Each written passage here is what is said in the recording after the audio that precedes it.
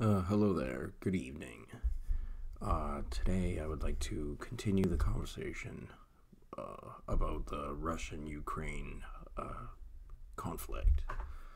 The focal point I'm going to make is that I have had a keen interest in the propaganda in, not just wartime, but also in other aspects of life. I've made numerous videos in the past talking about that sort of stuff. If you walk away with a certain impression that somebody wanted to give you, or, a belief system, or ideological, or whatever, and whether it's true or not, the person who's instilled this, or the company, media, whomever, who's instilled this big picture for you, and you believe it, you have fallen in for the propaganda. And perhaps it is true that the Russians are losing. There are many videos that show up, even if you don't even really go looking for them, on YouTube and things like that, where Ukrainians are having a good laugh at the Russian invaders. Like numerous examples, such as when a Russian soldier was trying to get into an electronics shop and he couldn't do it because the barricades for it were too strong for the shells of his gun, and he had to walk away from that.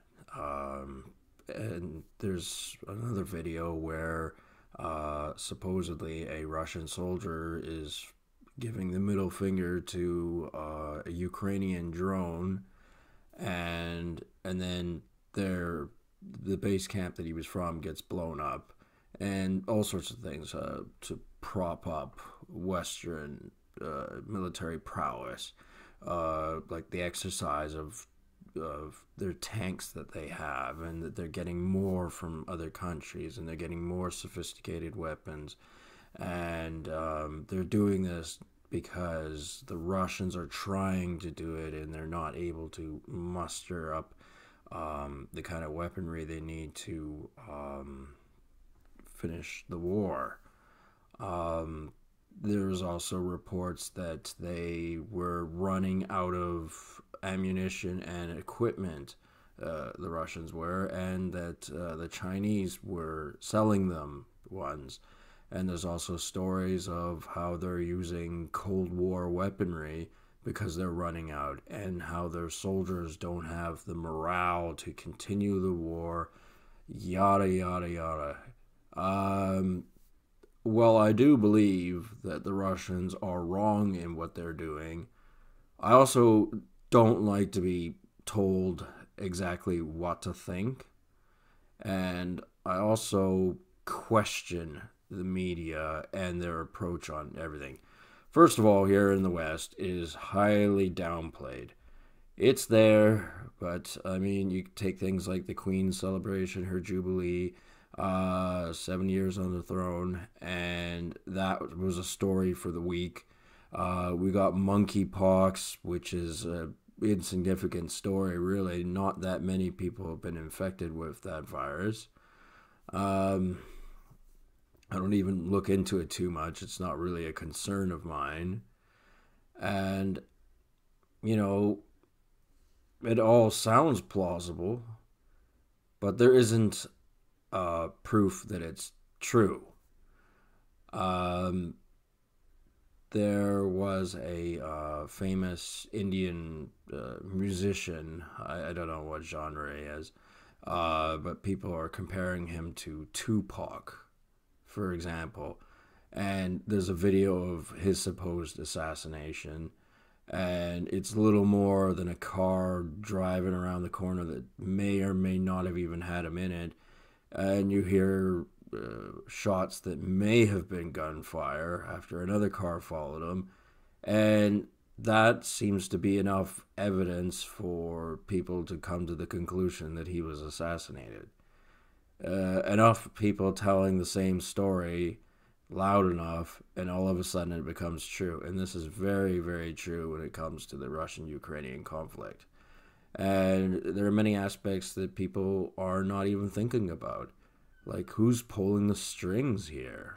In the sense that, why did the Russians come out at this point during the dwindling time of COVID when people had heard enough of it, and the stupid people were out there heavily protesting it and couldn't take it anymore? Because they're weak individuals, in my opinion. The measures over here were not that strict. And now, food prices here in Canada have fluctuated a little bit. Is anyone going to starve out there? No. In other parts of the world, yes. Should we give some of our food aid or sell it to the East and the Ukraine specifically? Probably it would be the good guy thing to do. Um, However, a lot of people don't like to accept that as a fact, that the quality of their life has to diminish in order for someone who supposedly needs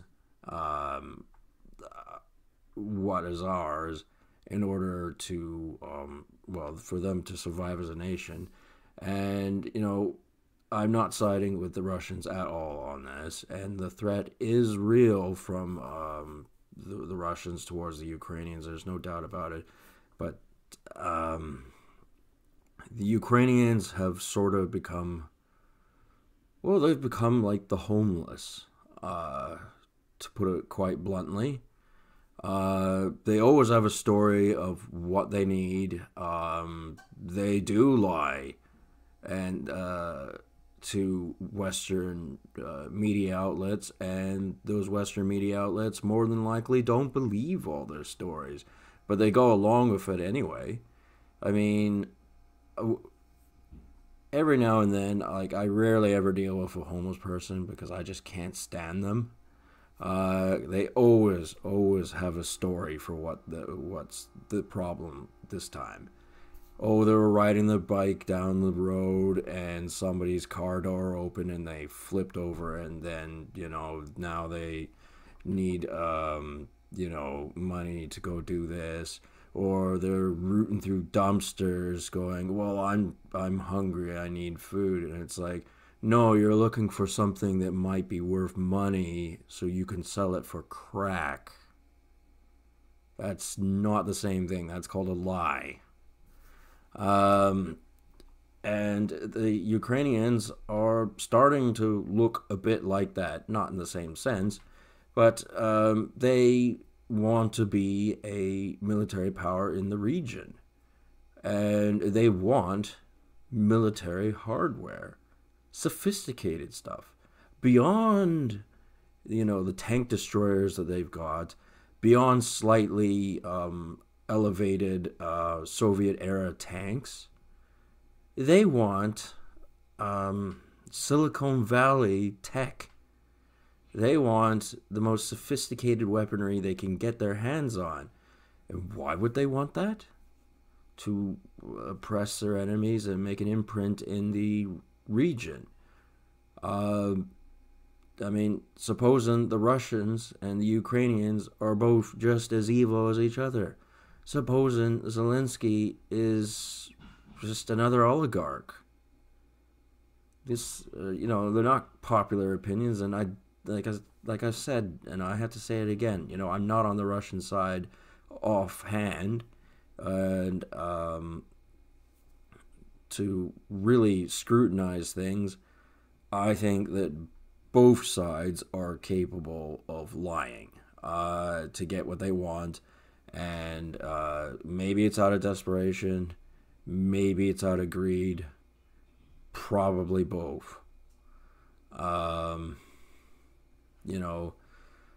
these horrible stories that are coming out of the Ukraine, and it's like, let's be realistic. Is the Russians really the madmen that people say that they are, but cowardly at the same time because of lack of morale. So that's a good confidence boost for anyone who was supporting the Ukrainians. Oh, they're the bad guys, but we're beating them because they're unable to defeat our unity. And behind the scenes, as in with every friggin' war, the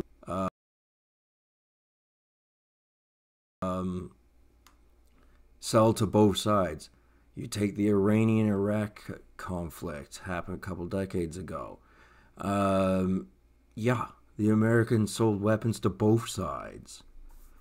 The Russians have allies in the United States, the Western military power, and more than likely in NATO. There are groups, agencies that do not like being in NATO, whom are in it, their country anyway. And the thing is, when organizations are that powerful, they can do things while other organizations that support other things are preoccupied with something else. This myth that a country is a unified entity that does have small disagreements here and there, and that's why there are multiple parties running for either the presidency or prime ministership or whatever, depending on the country you're from. And no, they don't always agree, but as a collective whole, they obey each other, whomever's in power. And this is a fallacy. Justin Trudeau and all his sycophants quite often are preoccupied on other situations. And there are, wouldn't know what wing to call them, left wing or far left wing or far right wing, but that doesn't really matter. That's an outdated term. They cannot watch what they're doing. They have anti-spy capabilities as well, as in they could see if Justin Trudeau's gang knows what they're doing or not. And that's the same thing with the United States and Joe Biden and the Republicans. The Republicans are still doing things that the Democrats do not like, even though there isn't a majority Senate as of yet that is Republican. And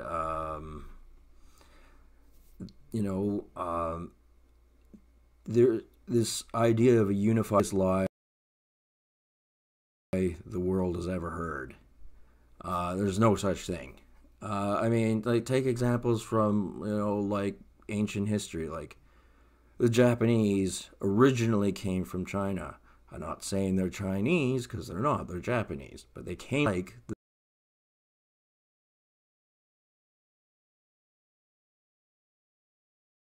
the powers that be that were over there, and they moved to small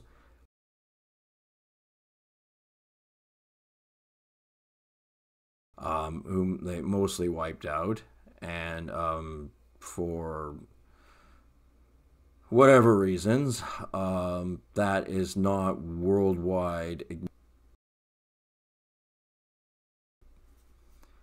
Yeah, whereas it's been a non-stop campaign of distraction, talking about the indigenous people over in Canada and how they were mistreated. It's not that simple. And it's not that I don't feel bad for the ones that were unfairly treated.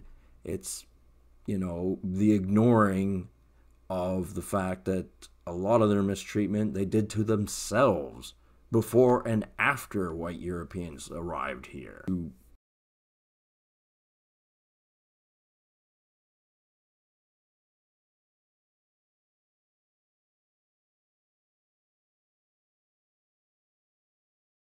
Better things for them, that means that's less for us. This doesn't sound as honorable thing to do, does it? Because the whole COVID-19 thing, that was That was an attack on the world by the Chinese Communist Party. And the real reason is actually a dirty reason why the indigenous people are in the mainstream news right now. And it's because it's an anti-white agenda. And it's getting the leverage because the Chinese are saying that they will not make our stuff anymore, or they'll do something else horrible, like give us another COVID or anything like that. And we're looking weak on that scale. Now, I'm not going to say it's the Red Scare and the Russians and cahoots on that, because no, they're both independent powers in a sense, but with a lot of internal strife. Probably less so in Russia, actually, because of their personality types. They kind of hate everybody in the world. Quite a lot, actually. If you're not Russian, they do not like you. Most of the time, anyway. Political beliefs.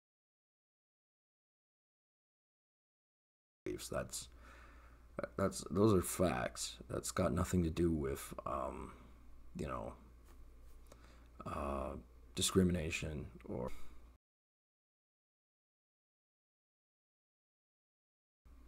so, yes, Russian propaganda is mind-numbingly irritating. If you've ever watched even modern World War II movies made by Russians, they are bad. They are just awful.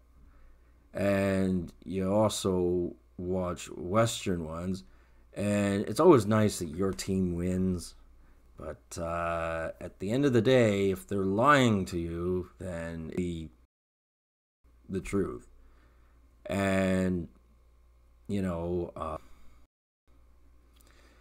don't know. There's just so many examples where things just aren't accurate in the news. And people, they have a primitive understanding of what propaganda is. It's like the whole LGBTQTF phenomenon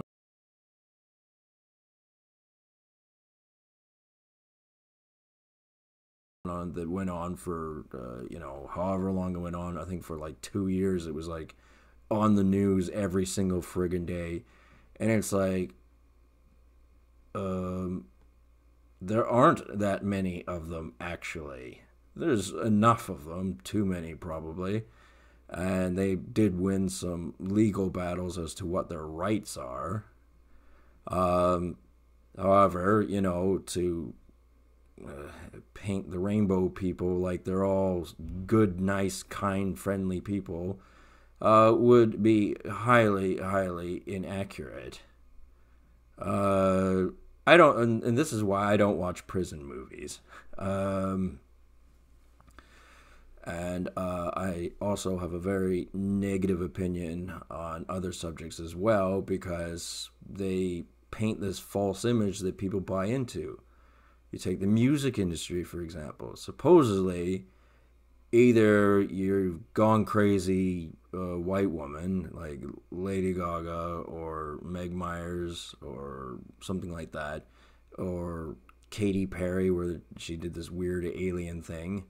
Or you're a black rapper, and those are the only ones who are successful, and they're the only ones making good music. And it's like, well, actually, most of your music sucks. And it's right in your face all the time. And it's like, you can keep doing that, and you're going to anyway. I'd rather you didn't, but you're going to keep doing that anyway. That's not going to tell me that it's good. I have grown to an age and an understanding that you telling me something doesn't mean it's true. And you can keep on saying that, but that isn't going to make it true. Their music sucks. The war in Ukraine is a dirty one. The Chinese Communist Party did release COVID onto the world, and the Canadians are not doing this out of the goodness of their heart for the indigenous people. They're doing it because they're being blackmailed by the Chinese Communist Party into giving concessions to the native persons in Canada and the United States, mostly in Canada. because it affects them too. It makes the European whites that came here look weak and like we were the ones running around doing all the bad things. I'm not going to sugarcoat it. No, white Europeans did not do a lot of good things when they were over here. And over the decades, they had or centuries, they had dominated the native populations. That's a little thing called the evil of the world. It's not a nice thing, but that's the way it is. You take the United Kingdom, for example. Do you know how many tribes have showed up on that beach? Then they were tribes at the time, whether they were Scandinavian, Germanic, from the Netherlands region, all sorts of places. They paved the way, washed away the people that lived there, and it happened over and over and over again for probably 100 different groups of people. And in Europe, when you take back into the Roman times, how often that happened. And some persons, individual types of people, did survive through those things, and that's why we're here today. Mostly because they integrated into new systems, not because there was a singular ethnicity that dominated the entirety of history, because that is not true. And you look at what is considered a Caucasian white person, and yes, they have a lot of genetic similarities. However, you be hard pressed to find doppelgangers. Like you look around, there's so many white people that look completely different from any other white person.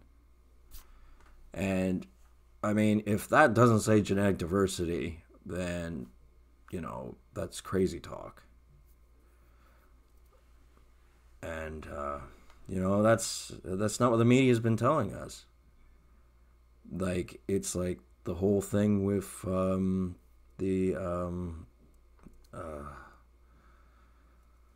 I cringe to say it, but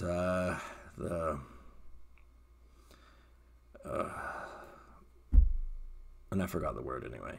In fact, it's making me so cringe on it, I really don't even want to talk about that.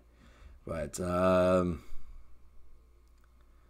yeah, I am going to say that the world, although I'm not going to go so far as to say it's the Matrix and that everything's a lie and we're all plugged into alien robots that are feeding off our energy, I don't believe in that. But I do believe the world is filled with multiple well-believed lies. And Ukraine, Russia, if they can settle their differences and the Russians go back to Russia, and then the Western powers take a more understanding view of their situation, and I'm not saying go buy a Subway sandwich for a homeless person so he can try and sell it on the street for crack, but try and take into account the facts and maybe do things a little bit differently, because that's actually a thing. That they legalized all street drugs in Canada because of Justin Trudeau and his there's something wrong with that guy. Like, really, that plan makes no sense. Anyway, and I'll leave it at that. Yeah, I'll talk to you people later. Have a good one, and don't believe everything you hear.